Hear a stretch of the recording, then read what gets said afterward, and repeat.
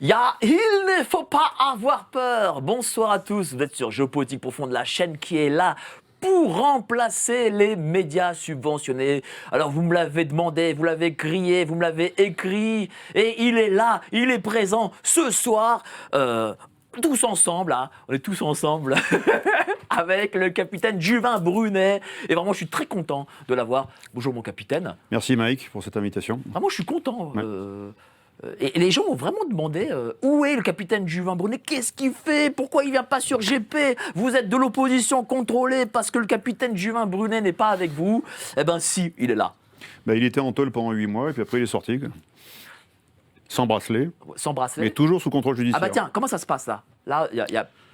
Contrôle judiciaire, j'ai pas le droit de quitter le territoire français, je ne peux même pas me rendre aux Antilles, à La Réunion ou ailleurs, qui sont quand même des territoires français. Oui, mais ça impliquerait qu'on passe par des aéroports internationaux et que donc on ait une capacité potentielle à pouvoir quitter le territoire d'une façon ou d'une autre. Donc la justice pour l'instant me l'interdit, donc je respecte la justice de cette belle république franc-maçonne pour ne pas sortir du territoire français. Ça attaque déjà là, c'est République franc-maçonne, ça attaque quoi. On va en parler ce soir. C'est liberté, égalité, fraternité des francs-maçons quoi. On va en parler, ça va être très cash. Ah, très bien. J'aime quand c'est cash. Hein. Ouais. Il faut que ça soit cash. Hein. Surtout ici à GPTV. Merci beaucoup, mon capitaine. Je vais présenter là tout le plateau qui est là, le plateau que vous attendez tous et que vous aimez là. J'ai voulu faire revenir notre ami Lara Stam parce que je l'ai trouvé, de Radio Courtoisie, je l'ai trouvé vraiment formidable. Comment ça va, chère Lara ? Ça va très Même bien. si, bon, elle a une tare, elle est russe, bon, bah, c'est comme ça. Hein. Russo-arménienne. Heureusement qu'elle est arménienne derrière. Ah c'est pas un choix. Mais on n'est pas parfait, hein. C'est comme ça, hein. Nobody's perfect. Ouais. Bon. Mais merci pour l'invitation. Oui, très bien. Vous êtes très en beauté aujourd'hui. Oh, merci. Vous êtes sublime. Merci. Oh là là, Mike. Vous êtes à tout charme. Voilà. Je ne peux pas concurrencer Myriam. Oh, mais non, mais ça y est. Il y avait, c'était la surprise Myriam. Merci beaucoup, chère Lara. Merci, Mike. En face, notre ami Nicolas Stocker de Radio Courtoisie aussi, patron d'émissions de je ne sais plus combien d'émissions. Alors, je sais qu'il y a le Florilège des Arts, il y a aussi le Libre Journal de Géopolitique Profonde, et après, je ne connais plus les autres émissions. Comment ça va, cher Nicolas ? Ça va. C'est tout, ça va. Ça va bien. En fait, il est fâché après moi parce qu'il a fait l'intervention cette semaine où il a été un peu longuet. Et je lui ai dit, non mais c'est laborieux, Nicolas. Et là, depuis, bon, elle est fâchée. Il va parler qu'avec un seul mot. J'y pensais même plus. Ah bon, d'accord. Franchement. Vous serez moins laborieux aujourd'hui ? Ah bah voilà, ça commence moins laborieux. Déclare la guerre d'entrée. Ouais. Bah oui, hein. J'essaierai. Je compte sur vous. Hein. Le faux. Il est insupportable. Merci beaucoup. À la droite, l'autre à tout charme, elle a mis un magnifique bracelet que j'aime beaucoup. Hein. Elle est toujours présente avec nous, elle est sublime et magnifique. Mais moi, je fais des castings féminins, hein, c'est comme ça. Et c'est Myriam Palomba. Bonsoir, Mike. Ah, sérieuse aujourd'hui ? Oui, très sérieuse. Qu'est-ce qu'il y a ? Non, mais t'es tellement survolté en fait qu'on essaye d'être un peu plus calme que toi. Donc voilà, mais... c'est Gérard Fauré, il m'a fourni la semaine dernière. Tu es d'une forme suspecte. Non, je suis en forme, c'est le vendredi, on est entre amis, on est en direct, et donc du coup, je suis content de vous avoir avec moi. Nous aussi, merci pour l'invitation. Hein, ça me fait toujours plaisir et j'essaie toujours de rendre les gens contents et heureux. Hein, on est heureux. Donc un édito là, tout de suite après ? Oui, un peu différent d'habitude, mais oui. D'accord, très bien. Merci beaucoup, chère Myriam. Donc on va parler, mon capitaine, hein, du Front Libre. Ex-capitaine. Non mais c'est des choses qu'on garde à vie. Hein. Passé par le renseignement militaire. Voilà. Je voudrais vraiment mettre les pieds dans le plat et parler de ce Front Libre parce que j'entends encore des choses. Mais bon, comme vous savez, les soi-disant journalistes n'enquêtent pas. Et puis d'autres aussi influenceurs n'enquêtent pas non plus. Donc j'aimerais vraiment qu'on puisse un peu en parler pour que enfin, que tout le monde soit au courant ce qu'il en est. Ça procède d'une initiative, somme toute, simple à comprendre. On a fondé une association, nous sommes plusieurs milliers de membres dans cette association, et nous souhaitons échanger entre nous une monnaie associative où nous avons, redéfini et suivi les cours magistraux des Olivier de la Marche, des Charles Gave, nous parlant des 3 fonctions de la monnaie magistralement. Mais on y a rajouté simplement une fonction suprême au-dessus de tout ça, qui était le contrat politique, qui reprend toute l'histoire de France, et c'est 1528 ans, c'est-à-dire depuis Clovis, 25 décembre 496, jusqu'aux derniers résistants. Je ne parle bien entendu pas d'Emmanuel Macron, mais des derniers résistants ayant œuvré pour que ce pays reste un tant soit peu indépendant, même si l'indépendance a été perdue en 40 lors de la campagne de France. Je parle bien sûr de Charles de Gaulle. Et bien sûr, avant ça, Jean Moulin, et encore avant ça, Jaurès, et avant ça, Napoléon, et avant ça, Jeanne d'Arc et Saint-Louis. Voilà les grandes figures de notre histoire. C'est elles qu'on avait imprimées sur ces billets et ces pièces, qu'on n'a pas le droit d'appeler des billets et des pièces juridiquement, maintenant nous le savons. On doit appeler ça des chèques cadeaux et des jetons. Voilà ce que le droit nous permet d'appeler, de nommer en termes de moyens d'échange. Et donc, je suis actuellement toujours en tractation serrée avec l'ACPR, l'autorité de contrôle prudentiel et de résolution de la Banque de France, pour qu'ils acceptent que quelques milliers de citoyens français, entre eux, échangent une monnaie associative nommée le franc libre et qui exhume toutes les valeurs et les principes transcendantales, mais aussi historiques de ce millénaire, de ces 1528 ans qui font de nous une civilisation, une nation héritière d'une civilisation, et pas une simple et désormais, je pense, crépusculaire république. Alors, je rappelle, parce que j'ai interviewé votre avocat Juan Branco, il m'a expliqué, mais je le rappelle, parce que là, il y a déjà 1500 personnes, et c'est bien que les 1500 personnes qui sont présentes puissent l'entendre, c'est que Maître Juan Branco m'a dit qu'en fait, vous avez fait de la détention parce que Libé, le journal Libé, vous a signalé à la justice. Et donc, la justice a obtempéré parce que des journalistes de Libération, on est chez les fous, en fait. Non, mais en fait, le système de contrôle de la caste qui a pris le contrôle, justement, de l'État-nation France en le parasitant et en le subvertissant, tous ces organes de contrôle passent par les médias, qui sont largement subventionnés, et parfois même par des puissances étrangères, ce qui pose la question de l'indépendance de ces médias. Parlons-en, quand Bill Gates finance à hauteur de 4 ou peut-être 8 millions de dollars Le Monde, on peut s'interroger sur l'indépendance de la ligne éditoriale du Monde. Quand M. Drahi, qui a une double nationalité, continue en investissant notamment dans Libération, quel drapeau sert-il ? Quelle tutelle nationale a-t-il ? On peut se poser la question, légitimement. Donc effectivement, vous avez des médias subventionnés qui sont sur ordre de l'Élysée pour, on va dire, cartographier la résistance, ou on va dire l'actuelle dissidence, voir quand il y a des signaux faibles de résistance qui peuvent émerger de cette dissidence, ensuite en faire des articles, les signaler, pour que ces signalements ensuite arrivent jusqu'aux administrations, ici la CPR, qui s'est saisie, une fois que Libération justement avait fait un article à ce sujet, au vitriol. Et en fait, il y a toute une chaîne ensuite, une chaîne médiatico, puis juridico-pénale qui se met en place. Et nous allons tous la subir les uns après les autres. Mais comment ça se passe quand on est après le grand débat ? J'aimerais juste savoir qu'est-ce qui vous était reproché exactement en fait. Tout simplement, il m'a été reproché d'avoir été imprudent. J'ai été très largement imprudent. Mais oui, on ne vous met pas en prison parce que vous êtes imprudent. Ah oui, mais j'ai commis des imprudences, là encore une fois, magistrales. C'est-à-dire que j'ai dit, nous allons créer une monnaie associative qui pourrait à terme servir de monnaie de secours si l'euro s'effondrait. Et là, ça ne m'a pas été pardonné. Donc, parce que j'avais lu le white paper, le livre blanc de la Banque Centrale Européenne, qui disait à partir décembre 2023, donc c'est passé, ils ont du retard aujourd'hui, nous allons mettre en place l'euro numérique. Alors j'ai dit alerte rouge, déjà qu'on a perdu notre contrat social en 92 avec Maastricht, et donc en 2002, la monnaie, l'euro, est venue en fait totalement effacer tout notre contrat politique, en 2002. De 2005-2008, tout ça, c'est de l'écume. La lame de fond, c'est 92. C'est elle qui est venue vraiment effacer notre contrat politique. Je me suis dit, si là, maintenant, ils passent à l'euro numérique, ils vont pouvoir, pour vous, pour Mike, pour n'importe quelle personne, simplement avec un fichier Excel, un jour appuyer sur un bouton et vous mettre totalement tributaire de leur système. Il sera totalement intégré, totalement électronique. Donc je me suis dit, les Français ont le droit d'anticiper et de disposer d'un moyen de secours potentiel si demain tout s'effondrait. D'accord, mais moi, c'est ce que j'avais compris aussi, excusez-moi, c'est pas du tout, c'est juste pour comprendre un peu l'histoire. On vous reprochait donc d'avoir émis une monnaie sans en avoir le droit. Alors apparemment, ça c'est faux. D'ailleurs, vous aviez le droit, je crois, de le faire. Je rappelle que Conspiracy Watch... Sous condition. Je rappelle que Conspiracy Watch a écrit, je suis sûr c'est vrai, hein, que ce qu'a fait Alexandre Juvin-Brunet était légal. D'accord. Très juste. Donc c'est vrai ou pas? Très juste. Ouais, ils l'ont écrit. Et aussi, on vous avait reproché alors qu'il n'y avait pas eu de plainte de vos adhérents, de leur avoir pris des fonds. C'est ça ou pas? En fait, j'ai été poursuivi d'abord en enquête préliminaire sur saisine de la justice par la Banque de France, la CPR Banque de France. Saisie la justice en disant nous sommes attaqués dans nos prérogatives, ou on est vraisemblablement attaqués dans nos prérogatives, donc vous devez poursuivre cette personne. Ouverture d'une enquête préliminaire pendant 3 mois.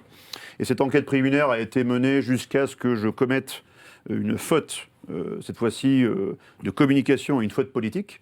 C'était l'ordre du salon de Rungis, fête du pays réel, Civitas, 19 novembre 2022.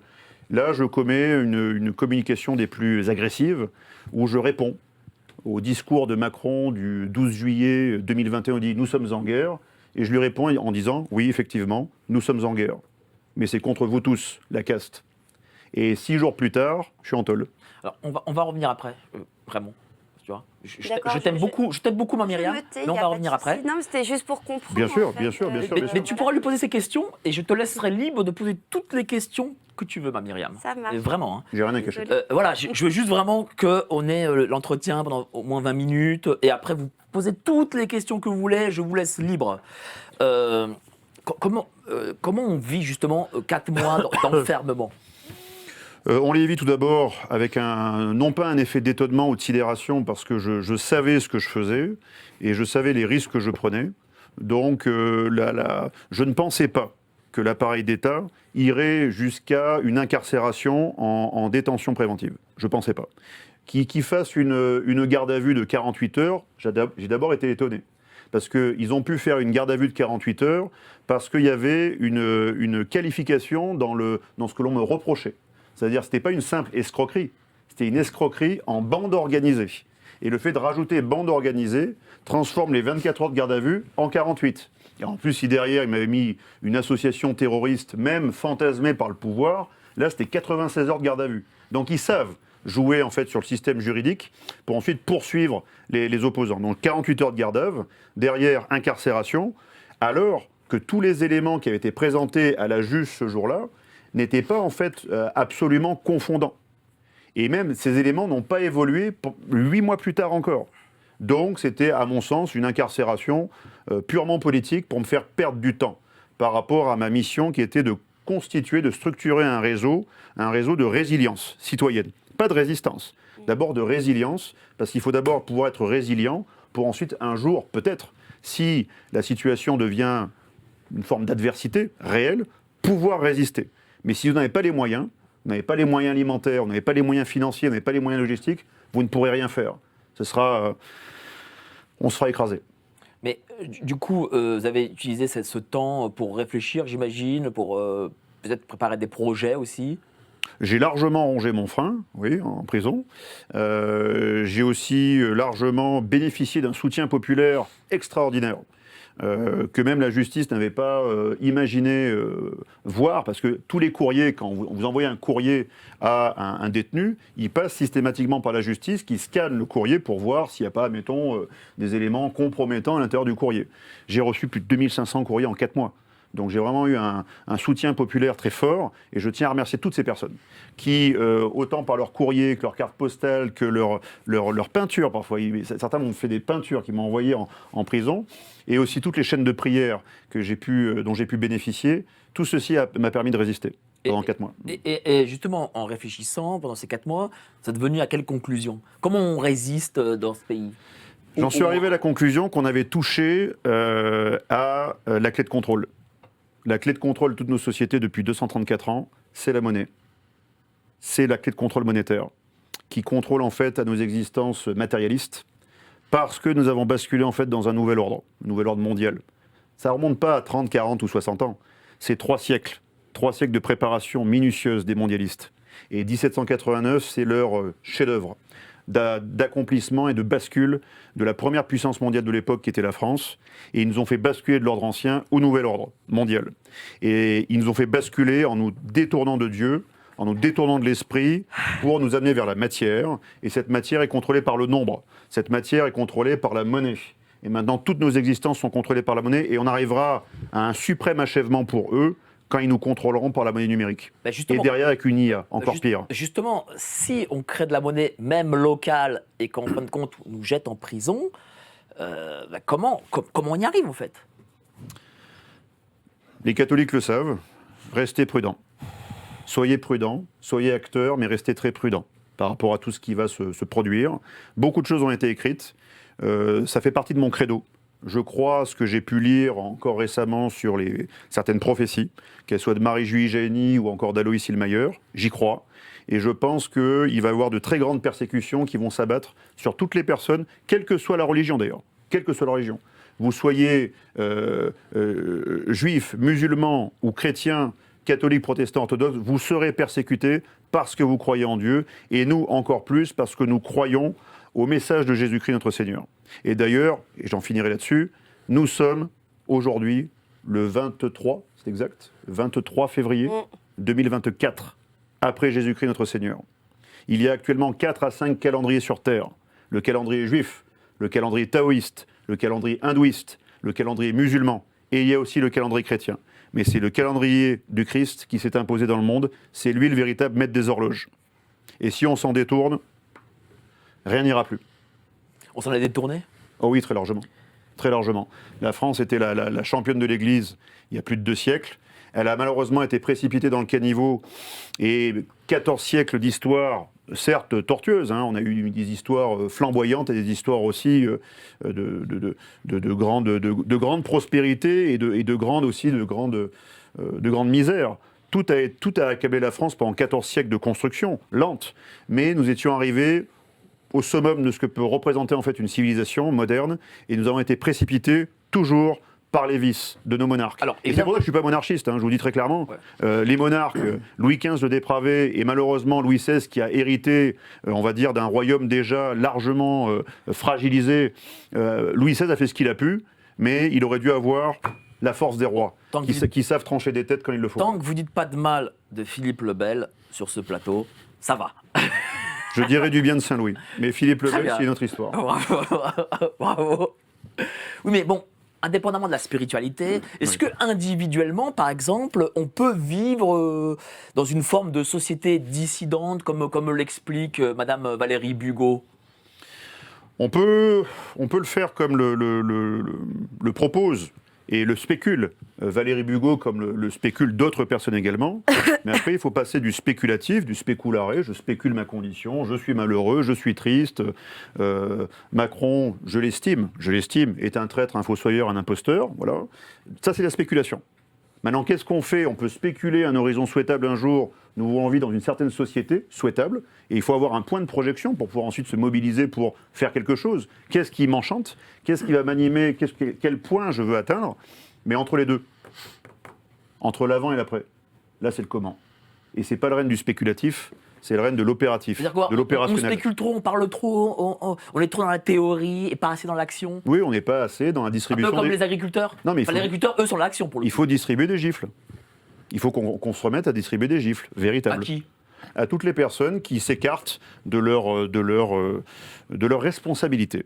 Les élites sont censées être des élites qui sont soit des élites morales, elles ont vraiment un magistère moral, elles ont une conduite irréprochable qui inspire le reste de la société, ou ce sont des élites intellectuelles, l'une et l'autre, l'une ou l'autre. Mais là, nous sommes face à des élites parfaitement immorales et surtout parfaitement cons.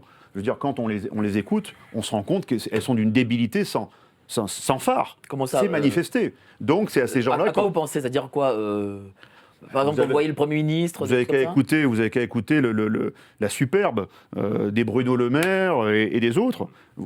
Ils sont en train de nous propulser toujours plus bas. On était déjà assez bas, on va se retrouver de nouveau dans le caniveau. Il faut que les élites tiennent leur rang. Et leur rang, c'est soit d'inspirer la société, soit de lui donner un cap souhaitable. On n'a pas les élites. On n'a pas les élites. Ça, voilà, on les met de côté. Nous, est-ce qu'on doit, par exemple, faire comme les agriculteurs. Là, d'ailleurs, vous les soutenez. Vous avez fait, je crois, vous avez créé une cagnotte d'ailleurs pour les agriculteurs. Tout à fait. Est-ce que les agriculteurs sont peut-être un exemple? Mais ils sont un exemple, mais surtout ils sont l'exemple. On a essuyé beaucoup de défaites citoyennes, défaites sociales depuis plus de 5 ans. Les seuls qui ont gagné, qui ont ouvert le bal et qui ont gagné avec des objectifs limités, c'était les bonnets rouges. Ils ont dit on se mobilise, on veut faire tomber les portiques autoroutiers. Les portiques autoroutiers sont tombés, ils ont été désactivés, les bonnets rouges ont gagné, ils sont rentrés chez eux. Après il y a eu les gilets jaunes, on sait la suite, échec. Il y a eu les anti-vax, les défenseurs de la liberté dont j'ai fait partie, et vous en avez fait partie vous aussi, Myriam, et tous les personnes ici sur ce plateau, ça a été un échec, parce qu'on n'a pas pu faire reculer toutes ces personnes. Ensuite, il y a eu les blouses blanches, il y a eu les robes noires, il y a eu les retraites, et maintenant les agriculteurs. La seule différence avec les agriculteurs, c'est qu'ils sont le dernier maillon. Si ce maillon cède, nous n'aurons plus aucune capacité demain de nous réarticuler, de nous réorganiser, en posant une indépendance dans notre alimentation. Si nous sommes dépendants dans notre alimentation, comme ils veulent le faire, ils veulent les tuer, nous n'aurons plus aucune capacité justement de résilience. Oui, mais justement, ces agriculteurs... Et de rebond. Donc il faut absolument qu'ils gagnent. Ouais, mais est-ce qu'ils auront au bout? Parce qu'on n'a pas l'impression... On a reçu Sébastien Béraud, l'excellent Sébastien Béraud. Excellent. Alors lui, il est à fond, c'est sûr. Excellent. Ses collègues qui étaient derrière moi aussi. Mais bon, beaucoup sont quand même influencés par la FNSEA. Mais on a encore, en arrivant sur votre plateau, on est passé par le périph', on a vu encore de fiers tracteurs arborer le drapeau de la FNSEA. Rappelons que ce drapeau et cette organisation syndicale qui est en train de négocier des accords de libre-échange et qui ne s'est pas du tout opposé à l'ouverture de tous les poulets ukrainiens qui déferlent sur la France et qui vont tuer encore plus d'exploitations, avec la terre d'Ukraine actuellement est ravagée par la guerre. Et c'est une horreur autant pour les Russes que pour les Ukrainiens. C'est une horreur. Mais l'Ukraine est un grenier à blé, est un grenier à agriculture extraordinaire. Les mondialistes ont pris le contrôle de l'Ukraine. Ils vont commencer à ouvrir les vannes, comme ils l'ont déjà fait, et ça va tuer les paysans français. Et la FNSEA est derrière. Donc on n'est pas là pour se faire des amis, on est là pour se parler en vérité. Ils sont en train de trahir leurs propres syndiqués, leurs propres membres. Et même les céréaliers qui sont la tête de proue de la FNSEA se feront bouffer par le prix du blé ukrainien qui va dévaster la France. En Pologne, par exemple, tiens, je prends le cas de la Pologne, tout le blé ukrainien et les poulets ukrainiens, ils les balancent. Bon, ce qui ne se fait pas ici en France. Je veux dire, en Pologne, ils s'en foutent des syndicats, ils vont faire ce qu'ils ont à faire. Ils se défendent. De même. Ils se défendent. Mais en France, putain, le mec, il est patron de son entreprise et quand même va écouter le syndicat. Enfin, je trouve ça dingue. C'est pas des fonctionnaires. On est encore sous l'illusion, nous sommes une société qui était encore riche. Donc on a encore l'illusion de cette richesse partagée. Mais on ne se rend pas compte qu'on est en train de consommer nos derniers points, nos derniers crédits. La France est vraiment attaquée dans sa richesse et bientôt dans sa vitalité. Il ne restera plus que nos yeux pour pleurer derrière. Donc les paysans doivent tenir et ils doivent gagner. Ils doivent tenir et ils doivent gagner. Il n'en reste plus que 300 000. C'est moins de 1% de la population française. Si on n'a pas ces 300 000 paysans qui tiennent, qui résistent, et qu'on mette un terme, et je lance un appel ce soir, tous les paysans qui seraient tentés d'une façon ou d'une autre par le suicide, arrêtez-vous. Non, surtout pas. Absolument, arrêtez-vous. On a besoin de vous, on a besoin de ce que vous représentez, on a besoin de votre savoir-faire, absolument, parce que dans les années à venir, chaque paysan sera utile. Parce qu'ils ont ce savoir-faire, et parfois multigénérationnel. J'étais encore cette semaine à Lille, j'ai rencontré un paysan, un jeune, pétri de qualité, pétri de valeur. Il est sur la terre de ses propres grands-parents. Et il tient parce qu'il veut assurer en fait la succession en fait. Il veut à son tour le legs, il veut transmettre ce legs encore à d'autres. Ce sont tous ces gens courageux et les jeunes ils sont là, ils existent. C'est ce que disait d'ailleurs Sébastien Béraud. Il disait il y a énormément de jeunes mais discrètement on les voit pas silencieux. Ils travaillent. Quand ils ont une exploitation laitière, ils traient leurs vaches 2 fois par jour. Ils ne peuvent pas faire les malins, sortir et manifester. Ils ne peuvent pas. Alors, ma dernière question, et après on va passer au grand débat avec nos amis qui sont autour de la table. Vous faites le Tour de France. Qu'est-ce qu'ils vous disent, les gens, dans vos réunions? Les gens commencent, les citoyens français, nos concitoyens, commencent à comprendre qu'il y a quelque chose qui ne va pas et qui va devenir très dangereux. Quand on parle des lois Laglaise, il y a encore plusieurs mois, ils disaient, bon oui, effectivement, il y a un danger sur notre propriété, certes. Là, ils suivent que Macron a commencé à discuter d'un protocole de transfert, des codes nucléaires, ou peut-être d'élargir une sécurité collective européenne en y associant la dissuasion nucléaire. Ça sent très mauvais. Ça sent excessivement mauvais. Et ça, les Français le savent et le sentent. Mais le problème, c'est que ça fait plus de 2 siècles, Mike, que nous sommes piégés dans un système absolument consumériste, matérialiste. Donc chacun veut son petit plan retraite, sa petite maison, sa petite voiture, son petit barbecue, sa petite bagnole de sport. Tout le monde veut ça. Donc très bien, pourquoi pas. Tout le monde veut chacun chez soi. On est atomisé. Il n'y a plus de communauté. Il n'y a plus de liens forts. Il n'y a plus de liens naturels. Il n'y a plus de corporations de métiers comme auparavant. Il n'y a plus de villages, il n'y a plus de villes. On vit tous dans des clapiers urbains et on se donne rendez-vous au bar ou au coworking du coin pour faire du lien, mais c'est du lien faible. C'est du lien qui va se faire détruire, comme si on claquait des doigts si demain il y a une guerre qui se déclare. Il faut quand même rappeler, je rappelle ça à mes camarades de Saint-Cyr, qui maintenant sont arrivés à des postes plutôt à responsabilité avancée. Je suis passé par Saint-Cyr il y a plus de 20 ans. La plupart de mes camarades de promo, que je salue, je ne dirai pas la promotion pour pas qu'ils se tapent une investigation poussée de la sécurité militaire après mon intervention ce soir, sont devenus des chefs de corps. Ils sont à la tête de régiments, d'unités opérationnelles. C'est eux qui vont être la première pointe qui pourrait être demain associée à une guerre si notre président, dont on n'a pas fait une analyse psychologique déjà avant l'élection et même ensuite, nous sommes face à un possible profil sociopathologique, qui est président de la République française, qui a les codes nucléaires, mais c'est excessivement grave. Il est en train de nous mener à la guerre. Donc, message à tous mes camarades militaires, Saint-Cyriens et les autres, attention, réfléchissez bien. Parce que cette guerre, vous avez 2 mois de munitions devant vous pour la tenir, si demain elle est engagée. La dissuasion nucléaire française existe, elle est toujours performante, tant mieux. Mais en face, nous avons des Russes.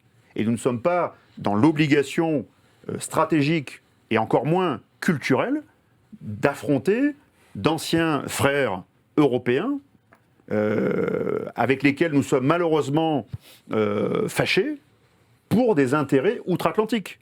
C'est les Américains qui nous ont colonisés depuis 1945, après avoir été colonisés par les nazis jusqu'en 1944. À partir de 1945, on a été colonisés par les Américains. Nous ne sommes plus indépendants depuis 1940. Il est temps de se réveiller. On a payé la dette de guerre. La dette de guerre de la Deuxième Guerre mondiale est payée. Et nous devons absolument retrouver notre souveraineté, sortir de la suggestion américaine. Sans quoi, nous pourrions vivre des moments très dramatiques et très douloureux. Merci beaucoup, cher Alexandre Juvin Brunet. Vous êtes plus de 3300 sur le chat, c'est énorme. Merci à vous. On va passer aux petites annonces et puis le grand débat. Quand j'étais petit, je lisais dans le rayon BD des grandes surfaces. J'ai pas beaucoup changé. Sauf qu'à présent, je lis la revue mensuelle de Géopolitique Profonde. Qu'y a-t-il dedans ? De l'économie, de la politique et bien sûr nos solutions financières, parce que s'appauvrir arrive très rapidement. On peut vous aider à y voir plus clair dans vos finances. Par contre, pour le reste, il va falloir grandir.